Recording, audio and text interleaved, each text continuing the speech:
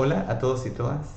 En esta videoclase veremos el tema 3, correlaciones de la clase 13, transferencia de calor por convección natural. El objetivo de aprendizaje de esta sesión será aplicar correlaciones empíricas para calcular coeficientes de transferencia de calor por convección. Entonces, en la videoclase pasada vimos que la fórmula exacta del número de Nusselt, que es un coeficiente de transferencia de calor adimensional, que también lo podemos, que voy a escribir para recordar que es el número de Nusselt. Si el número de Nusselt es igual a el coeficiente de convección por un largo característico dividido la conductividad térmica del fluido. Entonces, si conocemos el número de Nusselt, nosotros vamos a poder conocer el coeficiente de transferencia de calor H y posteriormente calcular el calor. Sin embargo, para encontrar el número de Nusselt se requieren fórmulas, de manera exacta se requieren fórmulas sofisticadas, porque tenemos que calcular ese gradiente de temperatura adimensional en la pared de la superficie. Esta fórmula solamente es válida para flujo en tuberías circulares y muy posiblemente en la realidad nos vamos a encontrar con sistemas más complejos. Una forma aproximada para poder estimar este número de Nusselt, que en principio dependía del espacio y del tiempo, es tomar números Nusselt promedios, promediado en el espacio y promediado en el tiempo para distintos sistemas. Este caso de ejemplo muestra la correlación de Sievert-Tate arriba y abajo muestra otra correlación para el largo de entrada para un caso de convección forzada, y como esta fórmula, que aparece una serie de números adimensionales y propiedades físicas, se puede estimar el valor del número de Nusselt y estimar flujos de calor en superficies de interés. Entonces, si nosotros consideramos coeficientes de transferencia de calor por convección forzada, se promedia ese número de Nusselt por un periodo de tiempo lo suficientemente largo para incluir las oscilaciones turbulentas. Al realizar eso, se obtiene que el número de Nusselt promediado en el área va a ser un Nusselt basado, aquí dice Ln, porque va a ser una diferencia de temperatura característica que no necesariamente va a ser la temperatura a la entrada del fluido, sino que va a ser otra temperatura, que vamos a definir a continuación. Sin embargo, vamos a enfocarnos en que este número de Nusselt en general va a depender de estos cuatro parámetros: del número dimensional de Reynolds, del número de Prandtl, de la razón entre el largo partido del diámetro de la tubería u otra razón física en otro sistema, y de la razón de la viscosidad en la pared de la tubería sobre la viscosidad en el seno del fluido. Entonces, la diferencia de temperatura relevante va a ser la diferencia de temperatura media logarítmica, esto pensando en el caso del flujo de fluido en una tubería, como se ve en la figura de la izquierda, donde un fluido entra a una temperatura T1 y se calienta por una pared que está a temperatura T0 hasta que sale por una temperatura, por la salida de una temperatura T2. Sin embargo, las correlaciones que vamos a ver aquí se extienden no solamente a este sistema, sino a sistemas más generales donde la temperatura de la pared puede cambiar. Y si la temperatura de la pared cambia, conviene definir una diferencia de temperatura característica para calcular coeficientes de transferencia de calor, que va a ser la diferencia de temperatura media logarítmica, que se va a calcular como la diferencia de temperatura a la salida de la tubería y la diferencia de temperatura a la entrada de la tubería entre las superficies que intercambian calor. Y aquí es súper importante, porque en este caso en particular, que solamente tenemos una tubería delta T1, por ejemplo, va a ser la temperatura en el seno del fluido, al centro de la tubería, menos la temperatura en la pared del fluido en el punto 1. Esa va a ser la diferencia de temperatura característica. Y en delta T2 se define de manera análoga para la salida de la tubería, y una vez que uno calcula esos delta, puede calcular la diferencia de temperatura media logarítmica. Cabe destacar que en un sistema ingenieril más complejo, como un intercambiador de calor de tubo y carcasa o un intercambiador de calor de doble tubo, esta temperatura puede ser diferente y muchas veces se utiliza la diferencia entre la temperatura de un fluido que circula por dentro de los tubos y el que puede estar calentándose, y un fluido calefactor que circula por el ánulo, pensando en un intercambiador de calor de doble tubo.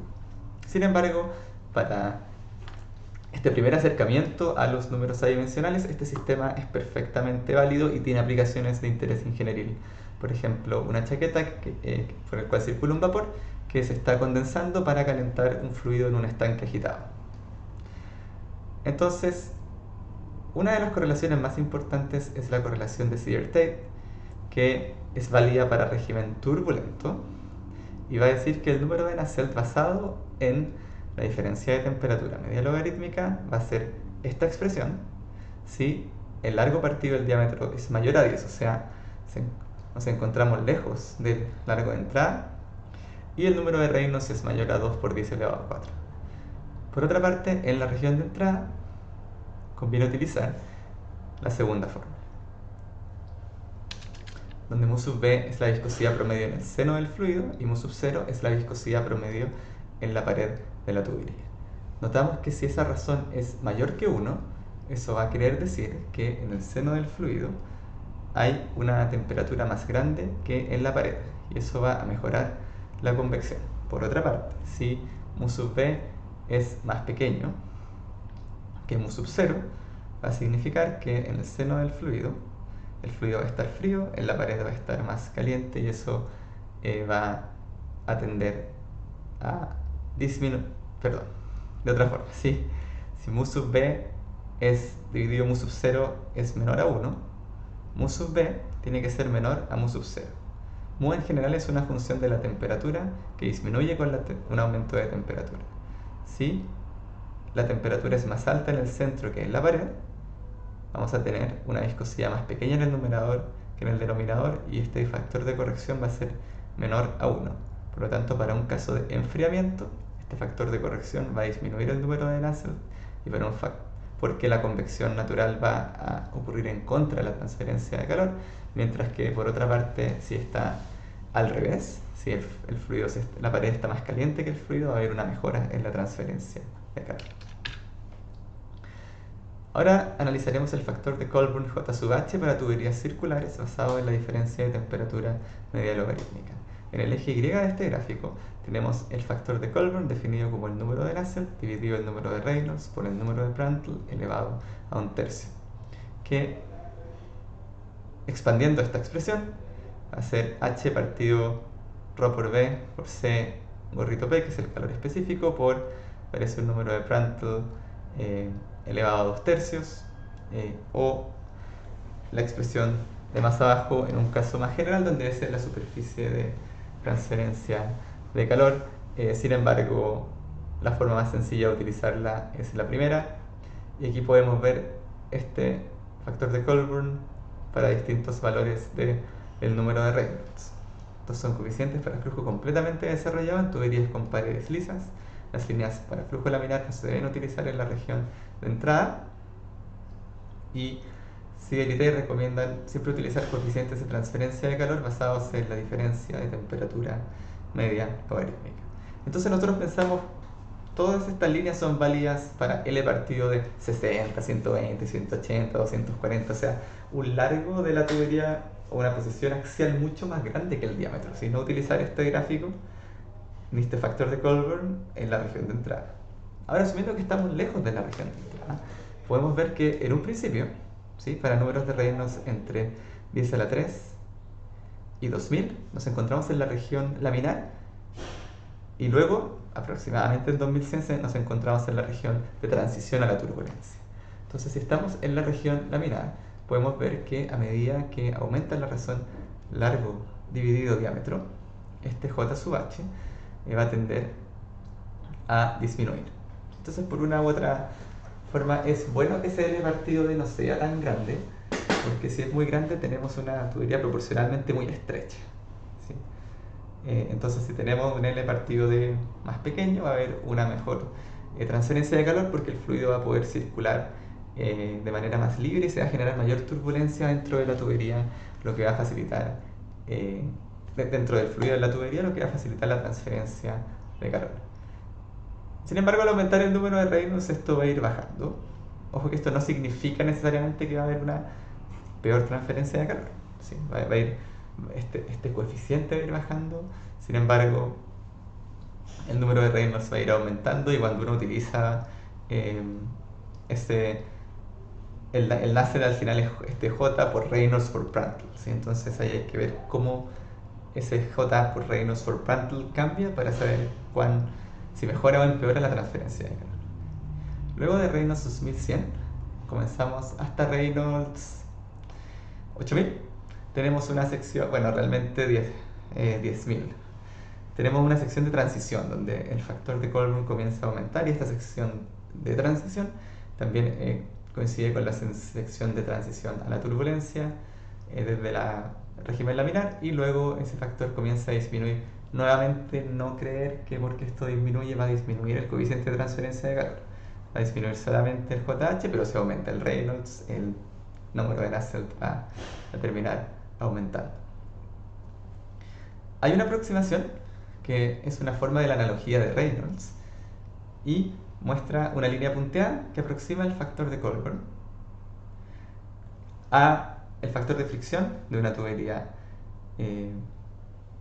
lisa dividido 2, y se obtiene un resultado bastante preciso, ¿sí? Menos 20% de error para flujo turbulento, pero es bastante bueno como una primera estimación. Ahora nos enfocaremos en analizar coeficientes de transferencia de calor por convección natural. Ejemplos sencillos son sólidos con una temperatura superficial constante sumergidos en fluidos muy voluminosos. En la imagen de la izquierda tenemos perfiles de temperatura y velocidad en la vecindad de una placa vertical caliente. Tenemos una placa que se mantiene a una temperatura T sub 0, de altura H, y podemos ver que estos perfiles de velocidad van a ir cambiando en la medida que vamos subiendo por la placa. Entonces se puede ver abajo que hay, imagínense que vamos de abajo hacia arriba, el fluido va acelerando. Ese perfil de la temperatura va a ser máxima justo en la pared del cuerpo, la placa vertical, ¿sí? Y a medida que nos alejamos en el fluido, que en este caso es aire, la temperatura va a ir disminuyendo. Este aumento de temperatura en la pared va a producir fuerzas bollantes que, por la condición de no resbalar, van a ser cero justo en la pared, si ese fluido no se está moviendo verticalmente. Sin embargo, luego que nos alejamos a una distancia fija, el perfil de velocidad se va a generar una corriente ascendente por convección natural, que va a tener un máximo a una cierta distancia. Y luego va a empezar a disminuir, y esta distancia es, por así decirlo, cuando las fuerzas bollantes se equilibran de una u otra manera con las fuerzas viscosas que está transmitiendo esa pared, y luego se empieza a disminuir porque la diferencia de temperatura empieza a disminuirse. O sea, también va a haber convección natural en este espacio, no solamente pegado a la pared, sino en toda esta región donde existe el gradiente de temperatura. Si subimos, va a haber un gradiente de temperatura aún más grande, y donde va a ocurrir la velocidad máxima va a cambiar, ¿sí? Va a empezar a ocurrir más afuera.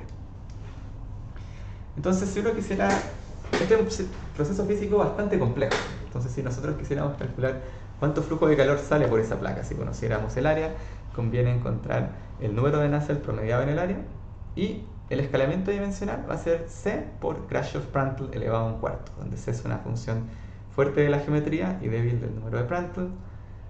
Si es que no hay fuerzas bollantes, el límite de conducción pura solamente depende de la geometría.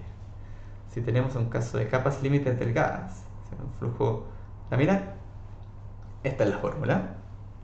Y si existe, si estamos en una condición que queremos ser rigurosos y queremos ver realmente el número de Nusselt cuando tanto la conducción térmica como la convección natural contribuyen a la transferencia de calor, vamos a tomar una media geométrica que aparece abajo a la derecha. Entonces, aquí nosotros podemos ver capas límites delgadas en flujo laminar. El primer ejemplo, C2 tiene el valor nuevo para ustedes, pero es clásico de esta combinación de números, es de orden 1, ¿sí? Entre 0,5, 2, pero de hecho nunca va a ser más grande de 0,671. Si tenemos 0,671 dividido 1 más algo. Entonces, 0,671 para el caso idealizado donde el número de Prandtl es muy grande, y hacer un número más pequeño cuando el número de Prandtl es más Pequeño lo que tiene sentido y hace sentido físico porque a mayor número de Prandtl va a haber una mayor razón de difusividad, de momentum sobre difusividad térmica, entonces la convección natural va a ser relativamente importante en comparación a la conducción térmica y va a inducir un flujo de calor más grande. A continuación tenemos valores referenciales del factor de forma para distintas geometrías. Entonces tenemos la forma cuánto vale CC sub 1, que es el factor de forma para una placa vertical, horizontal, cilindro horizontal y esfera. También necesitamos saber cuál es el largo característico para encontrar el valor de h, donde la placa vertical es la altura h, en la horizontal es el ancho w, en el cilindro horizontalmente, esto es un cilindro horizontalmente orientado, diámetro d, y el esfera es el diámetro d. Notando que todo esto se define para una superficie caliente superior y una aislada inferior, o para una superficie fría inferior y otra aislada superior. En la tabla 2 se muestran valores referenciales de la constante C2 para los distintos fluidos y Prandtl. Entonces podemos ir viendo que comenzamos en el metal, en el caso del mercurio, un metal líquido, el Prandtl es muy pequeño y a medida que va aumentando el número de Prandtl, el valor de CO2 va aumentando. ¿Qué ocurre cuando hay turbulencia? Es que los efectos de la turbulencia incrementan gradualmente y es muy común combinar las contribuciones laminares y turbulentas. ¿Sí? Entonces se va a definir un número de Nusselt de convección natural como una media geométrica, que típicamente Cm vale 3, entre el número de Nusselt que considera la contribución de conducción térmica y convección natural más el número de Nusselt turbulento. Este número de Nusselt turbulento escala con el número de Rayleigh elevado a la potencia 1/3, que se define como pressure por Prandtl, y se debe notar que en contraste del caso laminar, en el caso laminar el número de Nusselt escala con Rayleigh elevado a 1/4. O sea, cuando una vez que se alcanza la turbulencia, el número de Rayleigh tiene una mayor influencia en el coeficiente de transferencia, en el número de Nusselt para convección natural. También notamos que las fórmulas son diferentes y aparece una constante C sub 3. ¿Sí? Ya no es el 0,71 que estaba antes, aparece un C sub 3 que depende de una variada cantidad de parámetros, y aquí el punto súper importante es ver que ese G Prandtl está elevado a 1/3, mientras que antes estaba elevado a 1/4. Y que es convección mixta. ¿Sí? Entonces imaginémonos que hay un sistema que está sujeto a convección natural y forzada en la misma dirección. Se suele combinar ambos efectos utilizando la siguiente regla empírica. M va a ser 3 aquí, y va a ser que ese número de Nusselt por convección natural y forzada va a ser la media geométrica, un tipo de media geométrica del número de Nusselt por convección natural y el número de Nusselt por convección forzada. ¿Sí? Entonces en el próximo video veremos un ejemplo de un cálculo rápido de convección natural. Muchas gracias por su atención y que tengan un muy buen día.